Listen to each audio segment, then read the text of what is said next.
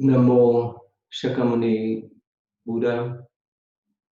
So today we continue to study about the Lord Buddha, and last time we discussed the Born of Truth, and the last one is the path how to end the sufferings. That includes the Eightfold Paths. And last time we talked about the wise view or wise understanding, that including understanding the law of karma, the law of cause and effect, as well as the three characteristics of existence, like anicca, that's mean impermanent, dukkha, that's mean sufferings, unsatisfactory, um, uh, anatta, that's mean non-self, that's in the wise views or wise understanding. So we pauses to study the next one, wise intentions,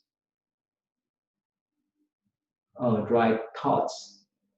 So they are so important for us to have those proper thoughts so that we can implement in our life through our verbal expression or bodily expressions.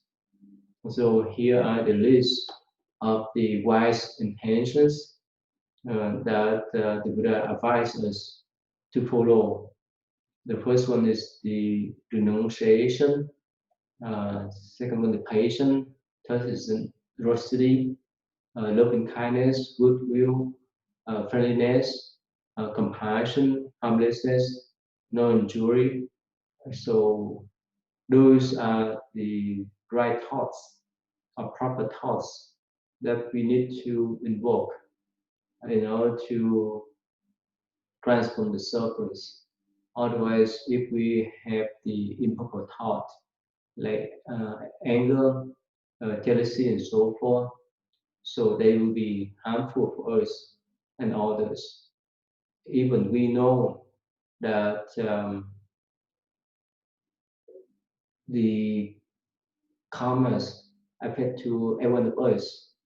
For example, if we want to have a happy life, but we steal other people's properties, if we harm other people, so there's no way for us to remain peaceful and happy because sooner or later they would retaliate us.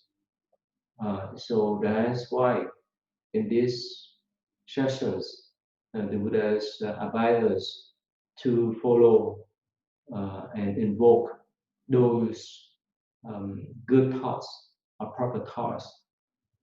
And last time we talked about denunciation, and that includes uh, we renounce all kind of bad deeds or bad thoughts, and especially in the five basic precepts that the Buddha advised the lay people, like not to steal, not to kill, not to commit sexual misconduct, not to lie, and not take an intoxicant. So those are the things that we need to restrain from. We need to renounce from killing, from stealing, from sexual misconduct, from lying, and from taking intoxicant. So those are the things that we need to renounce and let go of. And besides that, the Buddha advised us that we need to let go of all of the mistake and what we call forgiveness. And of course, this is one of the universal principle that is applicable and feasible in most of the religious traditions. So let me show you one clips. that talk about how people in different traditions they implement this universal virtue and principle. With one of the most potent powers on earth. It can change lives in an instant. Everyone has it. It's the power to forgive. Watch it now in action in Steve Hartman's Assignment America. Thank you, Lord. In a small apartment building in North Minneapolis, a 59-year-old teacher's aide sings praise to God for no seemingly apparent reason. Indeed, if anyone was to have issues with the Lord, it would be Mary Johnson. For all you've done for me. He never had a chance. In February 1993, Mary's son, Lorrainian Bird, was shot to death during an argument at a party. He was 20 and Mary's only child. My son was gone. The killer was a 16-year-old kid named O'Shea Israel. I wanted justice. He was an animal. He deserved to be caged. And he was. Tried as an adult and sentenced to 25 and a half years. O'Shea served 17 before being recently released. He now lives back in the old neighborhood, close to Mary. This close. He lives next door. Next door. How a convicted murderer ended up living a door jam away from his victim's mother is a story not of horrible misfortune, as you might expect, but of remarkable mercy. A few years ago, Mary asked if she could meet O'Shea here at Minnesota's Stillwater State Prison. As a devout Christian, she felt compelled to see if there was some way, if somehow she could forgive her son's killer. What'd she say to you? I believe the first thing she said was, look, you don't know me, I don't know you, let's just start with right now. That I was befuddled myself. O'Shea says they met regularly after that. When he got out, she introduced him to her landlord, who, with Mary's blessing, invited O'Shea to move into the building. Today, they don't just live close, they are close. Clearly, Mary was able to forgive. Unforgiveness is like cancer. It will eat you from the inside out. It's not about that other person. Me forgiving him does not diminish what he's done. Yes, he murdered my son, but the forgiveness is for me. It's for me. For O'Shea, it hasn't been that easy. I haven't totally forgiven myself yet. I'm learning how to forgive myself. And I'm still going towards, trying to forgive myself for what it is I've done. To that end, O'Shea is now busy proving himself to himself. He works at a recycling plant by day and goes to college by night. He says he's determined to pay back Mary's clemency by contributing to society. In fact, he's already working on it, singing the praises of God and forgiveness to prisons, churches, to large audiences everywhere. Forgiveness is a powerful thing. Which explains why Mary can sing her praise of thanks to her audience of one. Steve Hartman, CBS News, Minneapolis. Okay, you see that? So this lady, she forgave her son killer and even gave him the clemency and invite him to stay close to her, get next to her door in her apartment. Of course, it's not easy for the normal people to have that type of attitude, virtue, to forgive someone that have taken the life of our lovely one. But of course, for this lady, she mentioned that without forgiving the resentments like the cancer, may it herself up. That's why she forgive him for the sake of her life, not for him. So again, so that is the universal virtue that most traditions encourage people to follow. But we recognize as forgiveness is a complex neurocognitive and emotional process. So it has been recognizes as an important aspect of psychotherapies. That is a way can heal the hurt and the suffering within people's mind when they were hurt and when their family member were hurt. And so we need to understand the mechanism of forgiveness so that we can implement it in our daily life. So again, forgiveness includes an understanding of the sin of self, and recognitions of the harm to oneself, and the revenge behavior. So this is so important that we need to recognize. First of all, we need to uh, understand that there's a sense of self. There's a sense of self that could help us to recognize or evaluate our behavior uh, as well as other people behavior when we were hurt or when we have some kind of beneficial, when we have that forgiveness, and we need to recognize we remember the events in order to link that type of hurt or injury to the offending person. So it's most of the time when we think or remember about the hurt uh, that other people have done on us. So if we keep up with that type of memory, so again, let's be hurtful whenever we think about that event again. But of course, if we don't remember anything, so mm, we would not become negative things toward us. So only when we harbor that kind of memories in my mind, in our mind, that we remember that kind of hurt, that type of injury. So we either try to revenge or to forgive all the mistake. So we have that choice. So of course, in most of culture, revenge somehow sometimes is encouraged uh, throughout history. And so it's easy to recognize, to understand. It's easy to do than to forgive. So let us say an eye for an eye. If someone harm us, yeah, we try to revenge them so that we can let out of our angers toward them.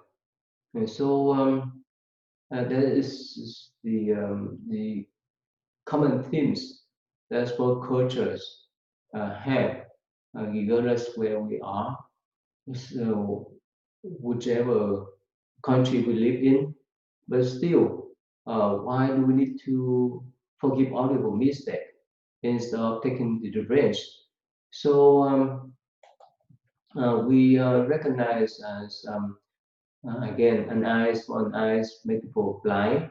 So if we try to revenge, and of course it will become a cycle of hatred toward ourselves and others.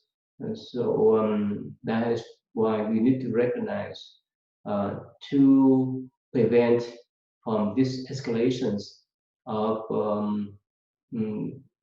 resentment or revenge, forgiveness come into beings that we need to recognize so that we can move on and let go of the memories, the attachment from those uh, hurtful events that has happened to our life in the past. So this is some process that we can follow in order to have this kind of forgiveness. So again, it's easier to take revenge than to forgive. But if we recognize as there is a cycle of an eyes for an eyes, the cycle of revenge, and it will lead more escalations, it lead more conflicts uh, in the process. And when we forgive other people's mistake, it's easy for us to move on. That's why in Buddhism, the Buddha say that use compassion to uh, treat the hatred. Um, Only compassion can transform the hatred. Hatred cannot stop the hatred. Revenge cannot stop the revenge. So that is why forgiveness is so important in Buddhist approach. So here is the process that we can begin how to implement the forgiveness in our life. So first we recognize it's a sense of self. We recognize it's some type of hurt or injury to the self, whether it's physical or mental um, harmfulness that other people have done on us. We want to reconcile ourselves so that we can express the forgiveness behavior outwardly. So without that type of reconciling, um, it's not easy for us to move on. It's not easy for us to let go of the hurt that other people have done on us. So that's why, um, of course, depend upon each individual. This type of behavior or virtue can be implemented. So again, in the spiritual approach, like in Buddhist traditions and Christian tradition and so forth. So this kind of forgiveness is encouraged so that we can move on to the next stage of our lives instead of get stuck with the cycle of hatred and resentment. So that is the spiritual approach. And the humanistic approach, we recognize as we are all people. We make mistake. We're not perfect. So that's why as relate to what we call the rationalistic approach that as human uh, we could not control our mentality. We have some kind of mental fluctuations, and sometimes we feel sad, sometimes we feel happy, sometimes we like some people, sometimes we don't like that type of people, and so forth. Because of those kind of mental affliction, um, fluctuations. So that's easy for us to harm other people physically, verbally, and bodily. Um, so that's why, with that kind of understanding, uh, we can recognize as oh, other people, the ones who have done wrongly on us, the one that hurt us, they're human too. They are imperfect. They make mistake. So because of those kind of mistake, they score us, they harm us, they uh, have taken something away from us and so forth. So with that type of understanding, we would mm, be able to forgive their mistake. Of course, after they have done that type of crimes, they have to pay for the price, like the story that I just showed. That gentleman, he spent 17 years in the prison. Of course, his sentence was shortened because of the lady forgiveness. But still, he paid for that price for that long periods of time in prison. And of course, he changed his attitude and recognized the kindness of that lady. And that's why he wanted to make up his mistake by having the communities of his friend the word of forgiveness. So again, with that type of understanding that no one perfect, everyone make mistake here and there. So that's why whenever we think or when we make mistake, we expect other people to forgive us, and vice versa. When other people make mistake, we would try our best to forgive them. So that is the humanistic, um, rationalistic approach, empathic approach too, because when we understand some reason why that person make mistake, it's easy for us to rationalize ourselves to forgive that person.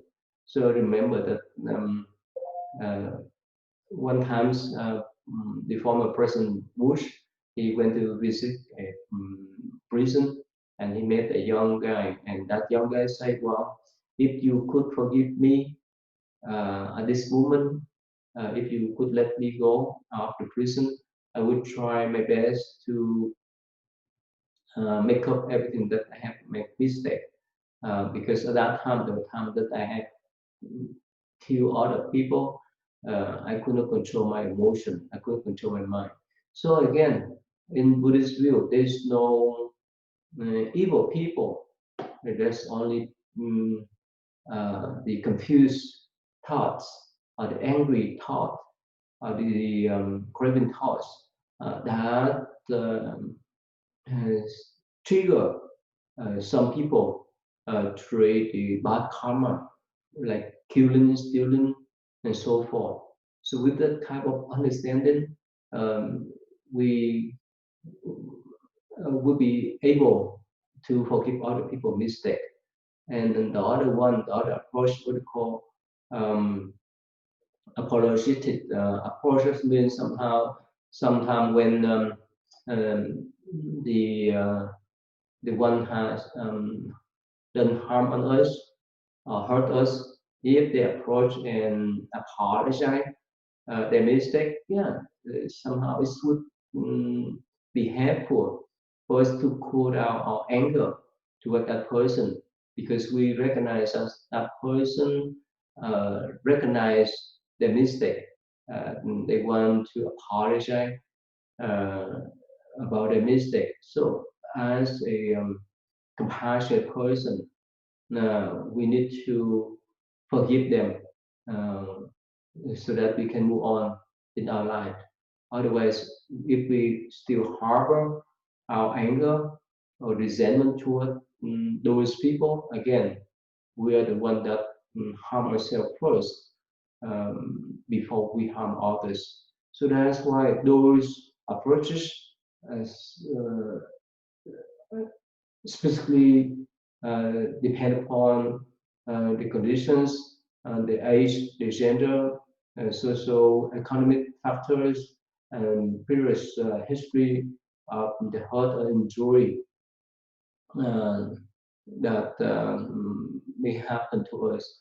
Again, sometimes, let's say, it's easy for us to forgive our family member mistake, especially our children, the junior one. We recognize as oh because of their innocent, because they don't know what they're doing. That's why they say those things. That's why they harm other people.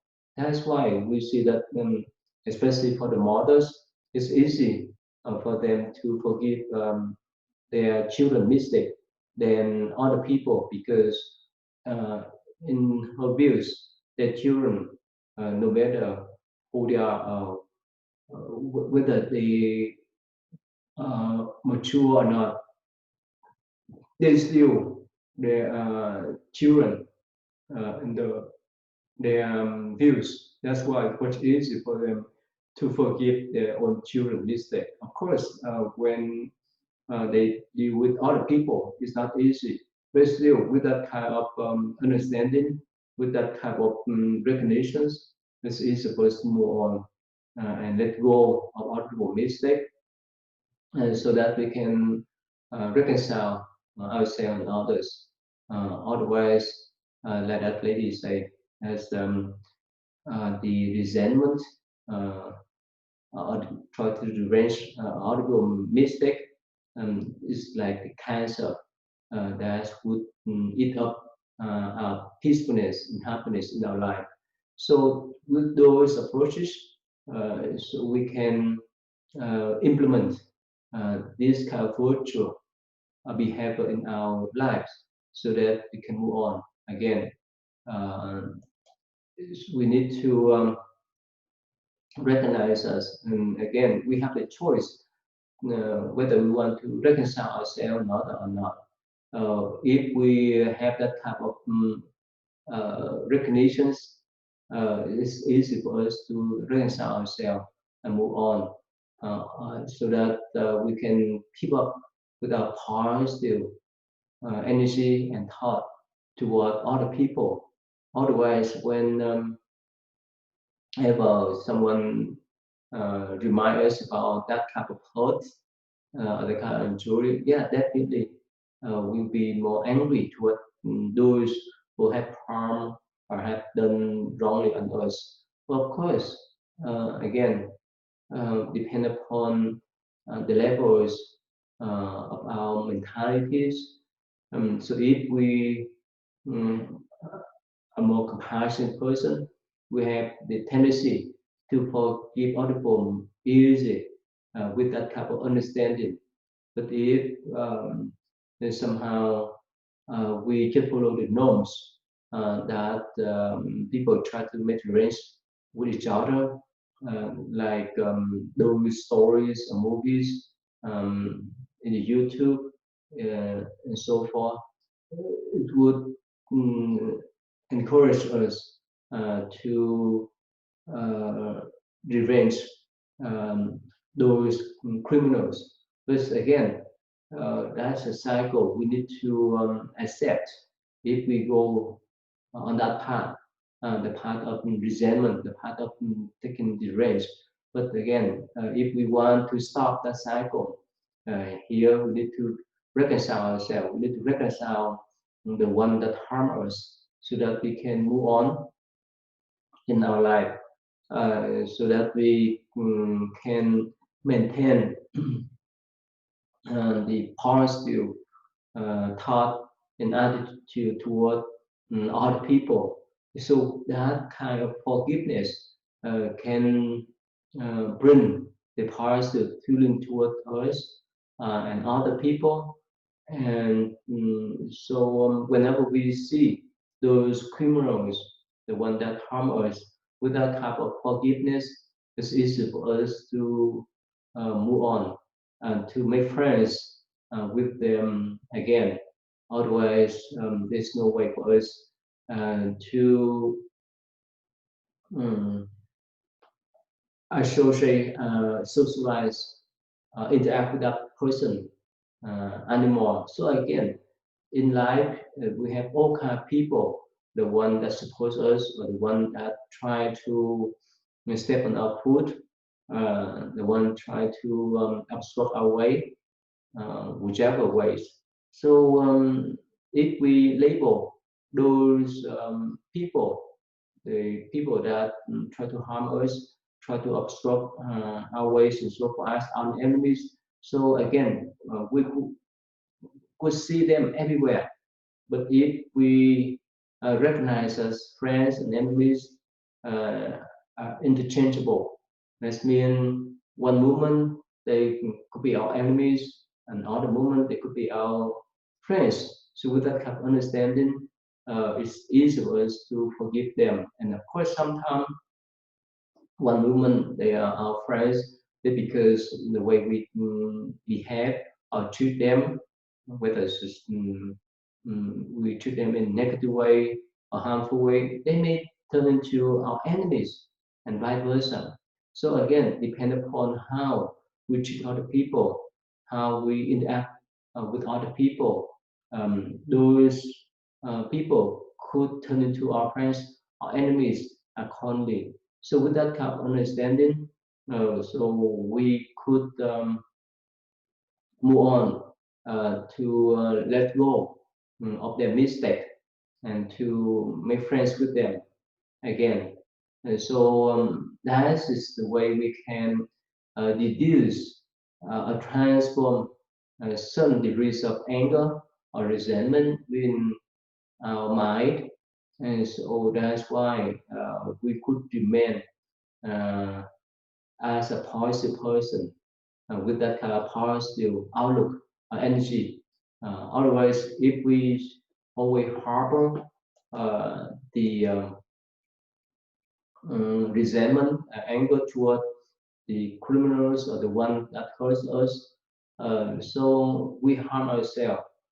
So again, that is why most religious traditions encourage us to let go of other people's mistake, so that we can develop or invoke our loving kindness toward other people, so that we can make friends with other people, so that we can socialize with other people much easier instead of harboring the resentment or the anger toward those who have harmed us.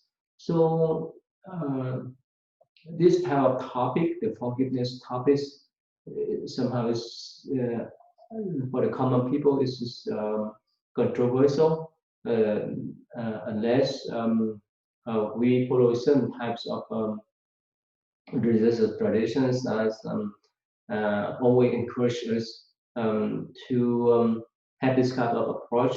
Otherwise, for common people, much harder to forgive other people's mistake because all kind of informations on the social medias that encourage people to take the rest, those who have harmed us.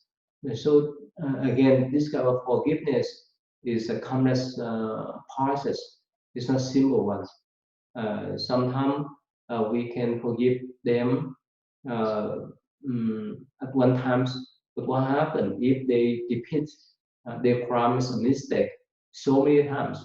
And again, sometimes we need to take that stand so that we can remind them not to commit those type of mistake. Of course, if they harm other people or steal other people, so on, before we make the revenge, they would um, uh, be uh, caught and put in jail by the authorities because with that type of behavior, they would not be accepted in human society. And that's why if they behave normally, that means they go out to kill others, to steal other people's properties, uh, to cheat other people, and so forth. Eventually, they will be kept in jail and to pray for their karma that they have great. Of course, for us, like that lady, if we let's see those criminals, the one who harm us, they spend their life in the jail to pay for the price. If we don't recognize uh, as human, they make mistake. If we don't uh, mm, invoke our compassion towards those people, and we would feel satisfied. We would think, oh, they um, they're supposed to pay for that price, and we rather uh, defer that they stay in the jail than to stay out in community or society freely. But of course, with that kind of attitude and thought, when it's our turn, if we make mistake, other people would have that type of thought too. So again, with the understanding of people mind and actions, uh, as long as they don't have certain types of wisdom and understanding of life, that's easy for them to harm others people. So that's why for us, especially as a Buddhist, the Buddha has encouraged us to forgive our mistake, so that we can move on in our life. Now again, this is totally different. That may affect to our thinking and our behavior. Also, it may affect to other people too. So, like that lady, she mentioned that the one reason why she uh, tried to forgive her son killer because it's for her, not for that person. But for a Buddhist, for both. As mean when we forgive other for mistake, is it will bring the benefit for ourselves and that criminal too. So for ourselves, we would let go of our mistake and we would not harbor any resentment, anger toward those people. And of course, for others, because we have compassionate mind toward them as a human, they're imperfect, and especially because of their confused, afflicted mind. And that's why they create that type of karmas. That the reason why they harm uh, us or hurt us. So with that type of understanding, we recognize that we, the victim, and the perpetrator would have the benefit too if we have that kind of forgiveness. And so it is so important again in Buddhist approach so that we can help ourselves and others to mourn in our life. Mm, so let me tell you a Buddhist story that relates to this kind of virtue. So uh, the Buddha told a story in the past.